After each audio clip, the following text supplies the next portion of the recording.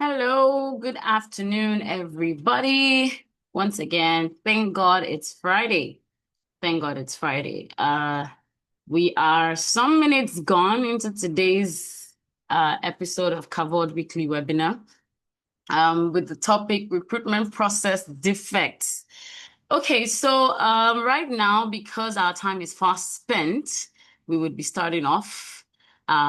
Do well to take notes, ask questions. I know that it's a Friday afternoon and majority of us are at work. For those who are working on site, for those who are not working on site, for those who are working remotely and maybe hybrid and you're home today, do well to let us know if you have questions or comments or contributions, and you can unmute yourself to speak if that's possible. If not, you can put it in the comment section or in the chat box and let us know what your comments, your contributions are. Last week, we talked about recruitment process defects, and we did share quite a number of things about it.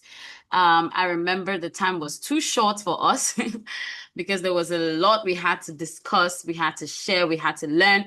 I'm hoping that we can cover all we need to cover today because we have one final topic for the year, not next week. Next week, there would be no Covered Weekly webinar.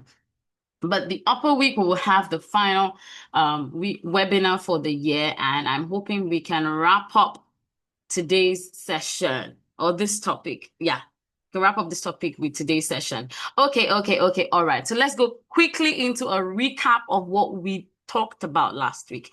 Last week, we talked about recruitment. We explained what recruitment is really all about. I remember I did justice to that. I mean, I do not have to ask. I know I did try to, explain everything in details, including what selection is really all about. We talked about recruitment. We differentiated between applicants and candidates, right? I remember we did that. Yes. Okay. And then after that, what we did was we talked about how both of them go hand in hand, right? Applicants being converted into candidates. I remember explaining that process and how I talked about selection, which is, a different process entirely, under recruitment, right? So they call it recruitment and selection. I'm not going to waste time going into that. But I remember touching the fact that selection has to do with evaluating candidates, vis-a-vis what are the requirements? What does the company want? Who does the company want? What are they looking for? In alignment with the people that have applied, right? Qualification, skills, experiences, and all of that, right? I'm not going to spend too much of time on that, right? Last week, we also talked about recruitment process, what it, entails, and identifying the hiring needs, developing and executing a recruitment plan. I remember mentioning that, you first need to have a need, then have a plan or strategy on how you want to do it. Organizations have what do you call it now? Recruitment structures, right? Recruitment system or processes that have been in place for so long. So people, HRs that come in or that work there just follow through that, right? You need to prepare your JD. I remember mentioning that. Then you search for talents or applicants, you screen and shortlist your applicants, you interview candidates who have passed the shortlisting of application stage, right? I'm trying to be very fast because we're out of time. Then I said you check references, match your requirements, and then you make your decision, you make an offer. So this was where we stopped last week, and we talked about some of the common recruitment process defects. And I'm just going to touch one by one very quickly on the ones we have already discussed. I would like us to still go into the ones we have not discussed and even talk about the consequences and the solutions. Is it possible with this time frame that we have? I am really, really hoping it's possible. Okay, so we talked about lack of clarity and definition of job role. I talked about that last week. That sometimes recruiters or HRs, so yeah, let me just state, okay, I'll state this disclaimer later. I'm an HR, so in case anybody feels like I'm talking down on HRs because I'm an employee and I don't like HR. I'm an HR, I'm a recruiter, I'm a manager. So yeah, bear with me when I'm saying this. I'm saying this, like I said, this particular session is for HRs, managers, and recruiters, right? Or hiring managers. I know that we're really doing our best and trying our best on the job. I know that sometimes we do not have control regarding the processes and procedures of recruitment. So that's fine. That's the disclaimer I was going to give later, but I'm giving it now. So that's fine. That's all right. However, if you have control over some of the things that I've talked about last week and I'm talking about today, do ensure to do better. Let us do better. Let us grow. Let us unlearn, relearn, and learn, right? I mentioned last week that lack of clarity and definition of job role is has a terrible effect in your recruitment process, right? You need to understand who you're looking for in terms of personality, attitude, maybe soft skills, and then what you're looking for in terms of maybe hard skills. Like, can this person do this job? Can we have our expectations met in terms of this and this and that, right? Then the next one I put there is judging a candidate's competency by their LinkedIn profile. I intentionally put it here because HRs can do that sometimes, right? Recruiters can do that sometimes. I've been tempted many times to do that because some people just have very funny, what do you call it? Profile picture on their LinkedIn. So it's fine. Right. And I said this as well, that this goes to everybody, whether you're an HR, because later on in the future, you might be the one looking for a job, right? Ensure to have a professional picture as your profile picture on LinkedIn. It is not professional to have, it's a professional app, right? It's not Instagram. You shouldn't be having a selfie or a group picture as your profile picture on LinkedIn. Nope, nope, nope, nope, capital no, right? Then I put here, because of time, calling abruptly for an unscheduled interview. I remember sharing my own experiences regarding this the last time. Yes, I said it was not a good experience, right? Hi, Oluwatomi. Thank you for joining today's session webinar. You happen to be the only one here right now. And with the timing that we have at hand, I'm very sure usually we have a couple of us already in the session for today, but I'm very sure maybe today it's the end of the year. People are wrapping up reports and all of that. So Friday today is a bit tight for people at work and probably didn't remember it's time for the webinar, or maybe they remembered, but they are very caught up with work. So thank you for, regardless of that, joining the webinar. Thank you so much. Right. Calling abruptly for an unscheduled interview. I talked about how unprofessional that is. Sometimes the urgency of the need, right? The need to fill the role can make people call and say, is it okay to have, a talk with you right now? If you say a talk, that's different from an interview. But when you start telling me, can I ask you a couple of questions? And you start asking me about my professional experience, my educational background, you start asking me, why is this on my CV? Blah, blah, blah. That's supposed to be scheduled where the candidate is prepared for questions and answers. The candidate has selected or put aside time to be able to have that, not just abruptly calling people and saying, I want to have an interview with you. Do you have 30 minutes to spare? How do you call someone over a call and say, I want to have an interview with you? Do you have 30 minutes to spare? Can we talk now? Is it an okay time to talk? No, it's not an okay time to talk. Because severally, I have said to people that it's okay, yeah, we can have a talk. Maybe when I'm on the road or when I'm busy doing something that I felt, okay, if it's going to be short, it's fine. But then you now take that advantage and start asking me, so when you worked at this company and that company, what were your responsibilities? So when you did this and you did that, what were that is very annoying. Thank you so much, Oluwatomi. I just saw your comment. Right. I mentioned last week as well that asking inappropriately personal questions are very wrong. I'm not going to spend too much time on them because today we're looking at consequences of recruitment defects and we're looking at solutions. Hello, my brother is here, Brother Audu. Thank you for joining today's webinar. Once again, it's good to have you here.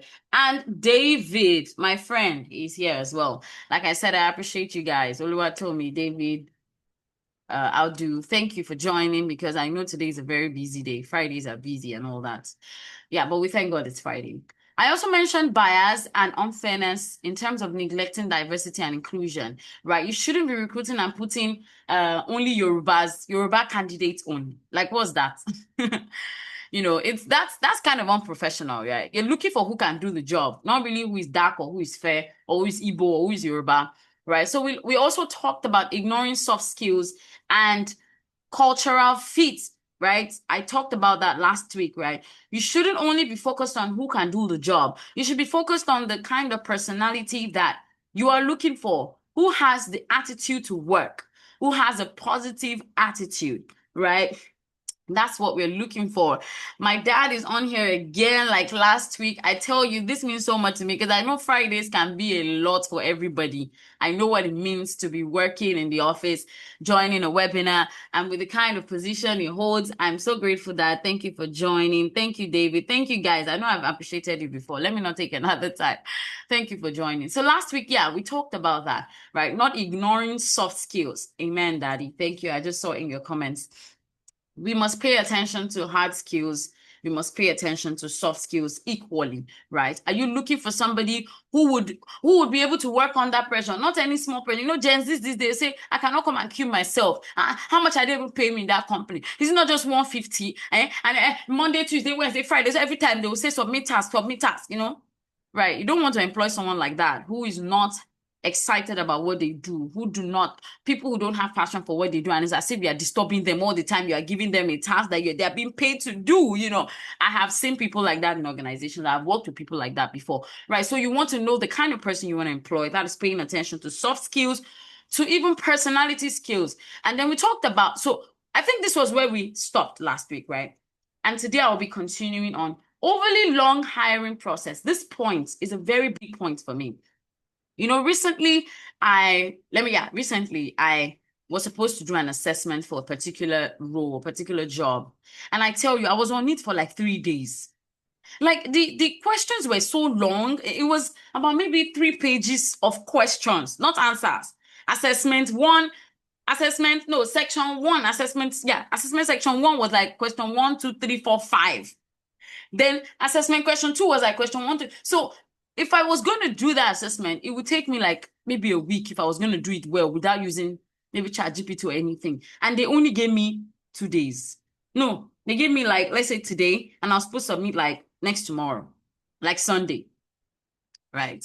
And of course, you're giving that kind of assessment to somebody who is not idle, who has other things to do, who takes their time very preciously. So hiring managers, HRs, please do not include overly long, unnecessary hiring process. You know, stage 1, stage 2, stage 3, stage 4, stage 5. You guys know what I'm talking about. Hi, Okwe. Thank you for joining today's webinar. I see you. My friend Linda is on the call. Yeah, so you shouldn't be having all those kind of stages. I mean, even to get to heaven is not that hard. Somebody laugh with me. Kilo day, stage 1. When you now finish, they will say, so when you pass on to the next stage, we'll get back to you. Then they will get back to you. Then when you pass on to stage, there was one time I saw myself already in stage 3 and they've not hired me. And I've already done so many assessments. I've submitted documents. I've come there twice. In fact, it's as if I'm already friends with their security person and their secretary. And they've not hired me yet. So please, you know, some of these things, yeah, I understand the organizational policies and procedures, some processes that have been in place before we got there. If you are an HR manager or a hiring manager, you can pitch it to the management that let us re-strategize and restructure our recruitment process. It's a bit, you know, maybe unprofessional, a bit too long, a bit too unnecessary. Another one is lack of communication. So as HR managers, as recruitment managers, hiring managers, please let us stop ghosting people. David says stage 6, you need to see the MD. Oh my God, I can so relate. The stage 5 will now be when you meet the MD, or with the MD will still determine whether you will be employed or not, regardless of the other stages you have experienced. Oh my God, it's a whole lot. Okay, so yeah, I put here lack of communication. So candidates should be communicated to whether they've met the requirement, whether they will be employed or not. Tell people, don't just ghost them and leave them hanging. Say you get back to them 2 months, 3 months, 5 months, 6 months. You've not gotten back. And then when you don't get back after 6 months, I remember a company like that got back to me. I'd already started working in my new company for almost 6 months. Then I got back to me and said, do you remember you went for an interview for this role, blah, blah, blah. I said, yeah, I did. I said, okay, so we are looking to calling you into the final stage of the interview to come to our office so that we can discuss. Excuse me, I'm already employed. I've been working in my company. In fact, my company, they know me, I know them. You are just getting back to me after 6 months. And when you said you were going to get back to me, You probably had them. Let me not. Sorry, guys. My HR guys and hiring man. Sometimes they would have employed somebody, but it didn't work out to that person. They will now look at other candidates that were lined up and were also good, right? That's not good. Lack of communication is really bad. If you communicate with people, also communicate professionally, like I said. Don't be sending people WhatsApp messages and normal text messages. That's why we have mails. Communicate via mail. Tell people, oh, you qualify for this role. We're looking forward to having you in our company. Can you send in your documents? And don't stress people unnecessarily. So we are in a digital age. I do not understand why companies would tell a candidate to come to their office 2 or 3 times. There's no need for that. Send your documents via email. Let it be, evaluated or assessed. And then call the person in when you have maybe liked what you see, you've had a virtual conversation with them. That's a very smooth process. Asking them to come, imagine going all the way from like maybe Ogba, then you now go to VI, and then they ask you to come twice. Before you even get there, you're already exhausted. You just want to, let's get done with this thing and just let's go. Yeah. Okay, I see David's question here. Please, is it professional to put a candidate in a pipeline for a role after final stage interview? Okay, so it depends on the time. If it's elapsing beyond a month, just forget it. Forget it. Sometimes they are still thinking about it. Maybe sometimes they have not recruited the person. They are waiting for the manager or the MD or the CEO to decide and all of that. Yeah, some companies' processes can be really long. Like all these top companies and all of that. I'm not going to mention names. Maybe multinationals. Their processes can be really long, right? But it's not professional, right? The professional thing to do is if it's getting to 2 weeks and you still haven't finalized, you can call the person and say, "Oh, hi, David. Okay, so we're still in the process of reviewing our shortlisted candidates, of which you are among them, but we haven't made a decision. Kindly bear with us, not the one that you just ghost the person, no communication at all. Final stage of interview should be the most easiest stage to make a decision. Why is it taking 2 weeks? Why is it even taking a week? Why is it taking 1 month? So I do not think it's necessary, David. I hope I've answered your question. Right. So the second to the last point I have here is over reliance on limited evaluation methods. Yeah, I said that earlier. All these assessment. They're very good. I remember I was I was saying earlier that I actually went through some of those assessments the last time, where you have skills tests, you have what do you call it, reference checks and all of those things. They would say, what do you call it, attitudinal test. There's one they even called it then. I've forgotten what they call it. They have a lot of it. It's not in my head right now, but they have a lot of it, and they use it to, you know, try to see the kind of personality and all of that. But you can't know everything completely. So sometimes over reliance on this, so limited evaluation methods are just normal interviews and all of that. It's also advisable to use this assessment test, but not too much. Not too many questions where, for example, professionals and top talent, you discourage them. They don't have time for all of that. They don't have time for all of those tests. They'll just wave it off, right? The last point I have here is neglecting employer branding, right? But no lying. You do not lie to candidates and tell them, our company is top 5 of this, blah, blah, blah, blah. If you work here, you're going to have HMO and this and that. And then people start working there and your HMO is still in process. After 1 year, you have not given them HMO. You've not given them the benefits that you promised at first. So as much as you are trying to, tell the candidates about your company, to sell your company to the candidate, tell them about, don't lie. Say the truth. That's one thing recruiters do, HRs do that I do not like. Don't tell people that they have this benefit and that benefit. Then when they become a part of the company, they're done with their probation process of 6 months. You're not telling them that, they should hold on. They can't have access to those benefits yet. Staff are asking about their pension. If their pension is being deposited, you're telling them, you're looking into it. You're looking into it. Don't tell lies. Right? Just be plain about what it is that they have as benefits and let them decide if they still want to work there or not. Disclaimer, I already said that earlier. Sometimes HRs, recruiters, hiring managers always have to flow with the organization's policies and processes. So sometimes it's not their fault when they actually exhibit some of these defects and some of these flaws, right? So they are exempted from it. But if you, like I said, if you have control and, you are intentionally committing these flaws and these blunders. That's unprofessional and it's not right. I think we can do better. I think we can change. So I'm going to very quickly list out some of the consequences of recruitment defects.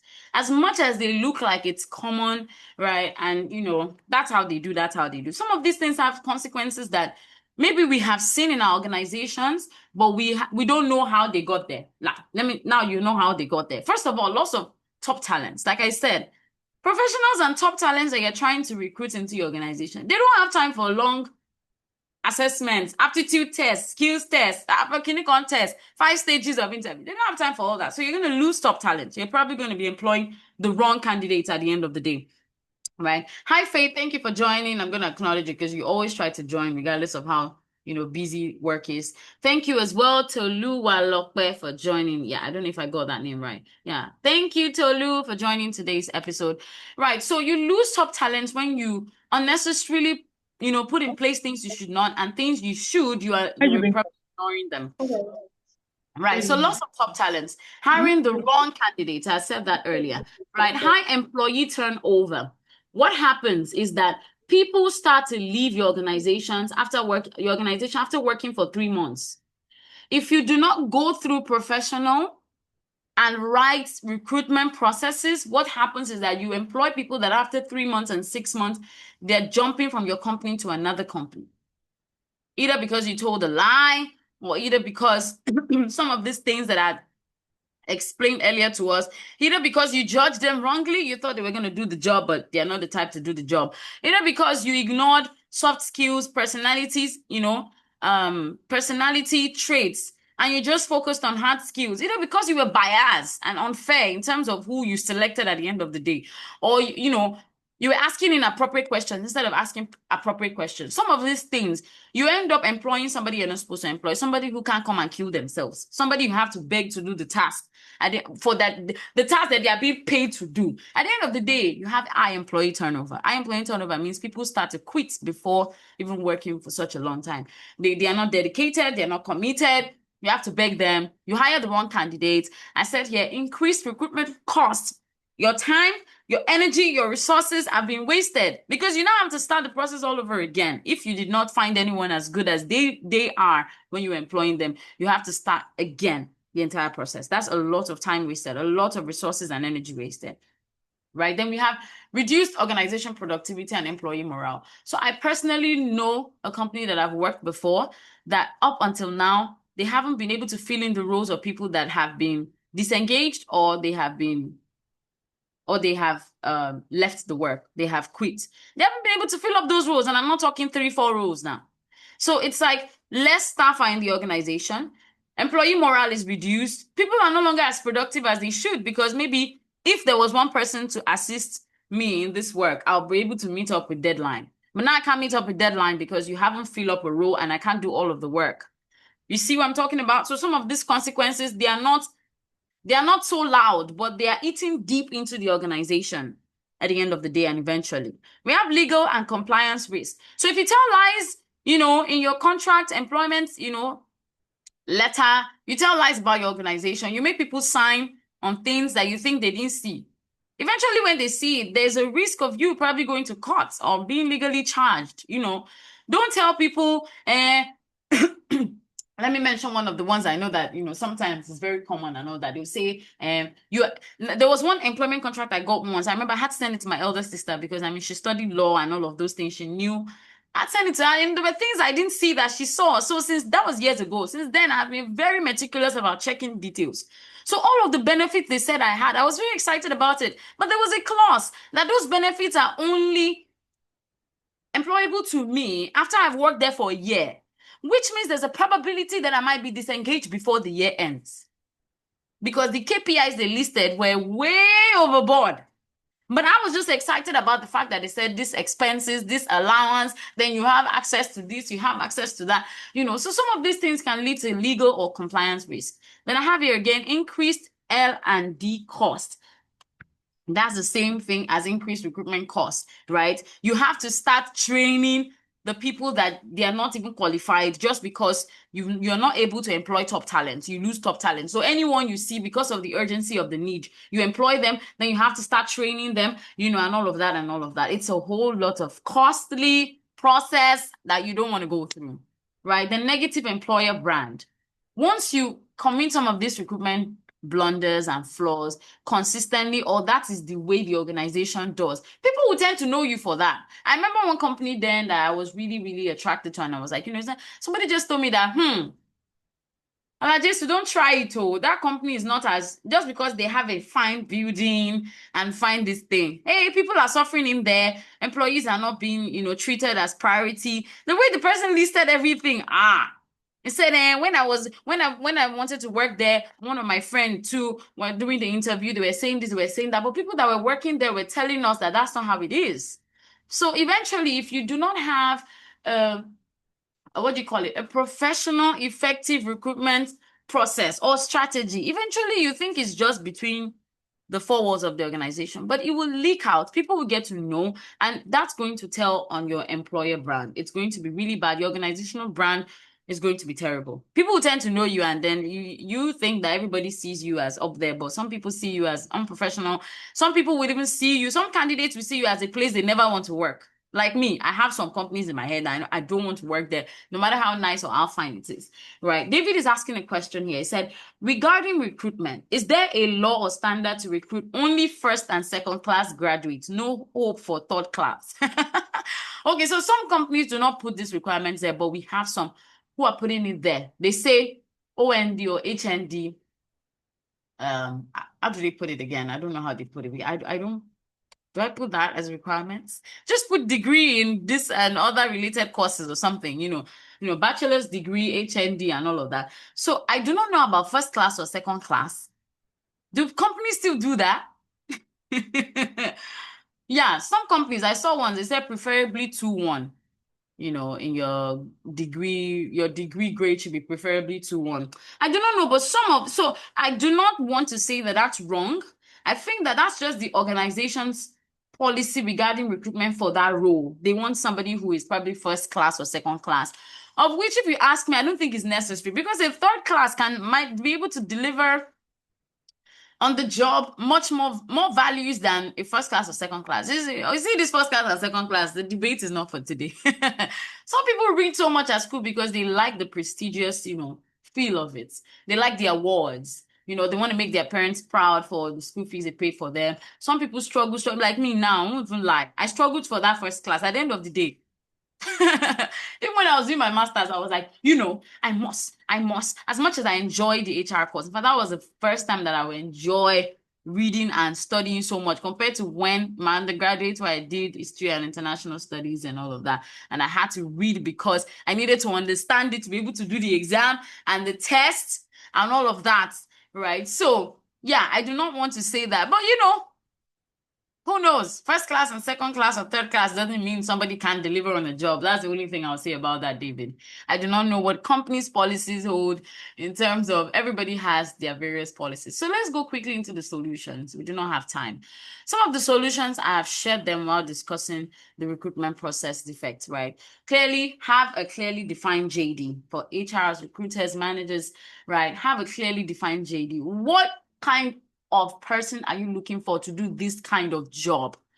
What kind of job do you want the person to come and do? Don't tell me, like I told us last week, you want to employ me for performance manager, but you're telling me my JD that I'm gonna have to source for candidates, interview them, shortlist CVs for performance manager now. Like, I want to cry. Like, how does that even have to do? So sometimes you have to really read these JDs very well and ask questions, right? Some companies don't really know what they want. That's just the truth, like I said.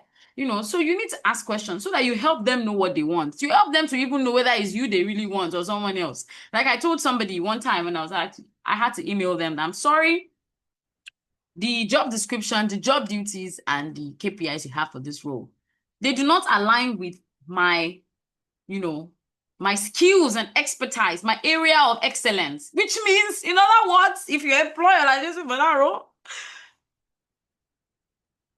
Whatever you see, you see. But that's what I said, So some companies don't really have a clearly defined JD. You should. Structured recruitment process, like I've said, have a recruitment procedure. Make sure it's strategic. Make sure it's smooth. Make sure it's not too long, right? Improve candidate sourcing and screening strategies. It's the same thing, right? You need to have a kind of, I have had some interview experiences and recruitment experience, and I liked it, even though I didn't take the job or they didn't pick me for the job. I like their kind of process. It's very seamless. Have conversations at interviews and chats, and not necessarily conversations like the person will go to hell or it's a do or die affair when you don't pick them. Like some rooms are so tense. Some questions are like they're trying to poke you. Some questions, they will take you back into maybe 5 years or when you're working in one organization and all of that. What happened there? Some will be asking you, and when you're under pressure, what do you do?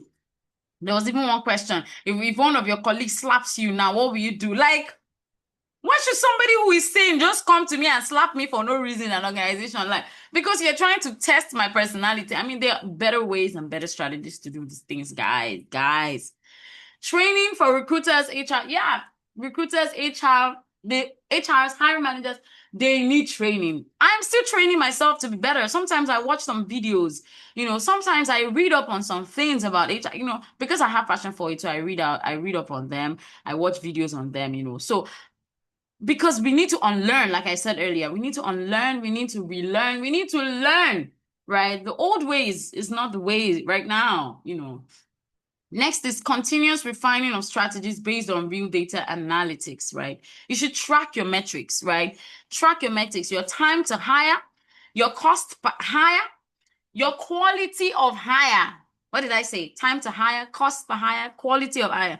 You can track those things by using data analytics, right? Today we're in the tech age. There are different ways to be better, to be better, to be better, to be better. That's the aim of this whole thing, right? The last one I have here is align recruitment strategy with business goals. So what is the goal of the business? What's the goal of the organization? What is the goal of the need you have for that job role? What kind of person are you looking for? That's the kind of question I would like to ask recruiters. It's not just, okay, we are looking for accounting manager. Okay, what kind of accountant manager do you want? Do you just want an accountant manager who will just be good on the books, submit reports? Or you want an accountant manager who is good on the books, who is good in communication, who has a great personality to work with, who can manage people, who has EQ, not just IQ, emotional intelligence? What kind of person are you looking for? What kind of skills are you looking for in that person? You need to spell it out. Are you looking for somebody who, is a problem solver? Are you looking for somebody who is very good at, reporting? Who is very good in analysis? Are you looking for an accountant manager that can train? You see, these are areas that some recruiters or HRs or hiring managers, if they are not asked, they will never think to that line. They just think, okay, we're hiring. They put the advert, then they start shortlisting CVs. Then there are questions you need to ask yourself. That's what I do when I'm recruiting. What kind of person am I looking for? Where do I want them to be living so that when they think about coming to work that morning, they won't think about traffic?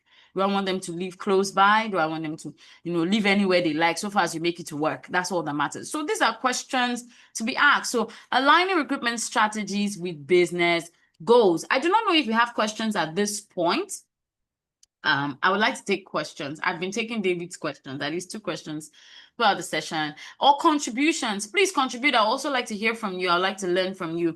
Have you ever experienced a recruitment process that wore you out, that was so not a good experience? Have you ever had a good recruitment process experience? Share that with me in the chat box. Let me know, and okay, so if you are sharing that, great. I would also like to ask another question. So if you are in this webinar right now and you have been working in your present company for 2 years now, can you just put it in the chat box? Can you just put 2 years in the chat box? Because working in an organization for 2 years in Nigeria, I'll praise you. Because that means that you might have been, especially if you're in Lagos, putting in a lot into the traffic every single day. This morning, it was a crazy traffic. I don't know, some parts of Lagos and all of that. It's very hectic. For those of us that are not in Nigeria, yeah, if you have been working in your organization for 2 years, between 2 years to 5 years, I congratulate you, right? Your organization has done well in terms of their recruitment process. The organization has done well in terms of their recruitment process. You have also done well in terms of doing your job, because if you're still in your organization for 2 to 5 years now, then that is a very great experience for you. I know some people are in their company because they just have to be there. They just have to make a living. And that is very understandable. Very understandable. If you are here in the webinar session, you are trusting to get a new job, trusting to get a better job. I pray that you do. I pray that you have good news before the end of the year so you can resume to your, new work environment that you desire, or new job that you desire by the next year, by next month, right? Permit me to say in Jesus' name. That's who I believe in, and that's how my prayers have been answered. I pray that for you, and I believe with you. So if you have been joining our webinar session for the past 2 months now, thank you so much. Let me speak in Namaste. Thank you so much. Malay is Terima kasih. Chinese is Sisieni.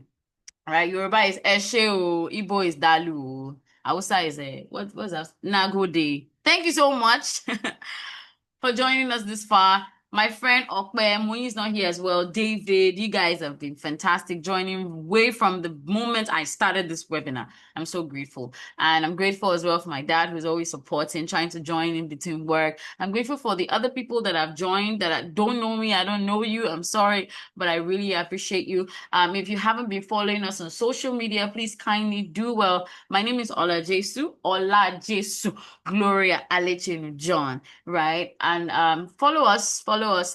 check out our website, follow us. You can email us at kavod.solutionsstreams@gmail.com. It's on your screen right now. Check out our website, reach out to us if you want us to provide any of our services to you.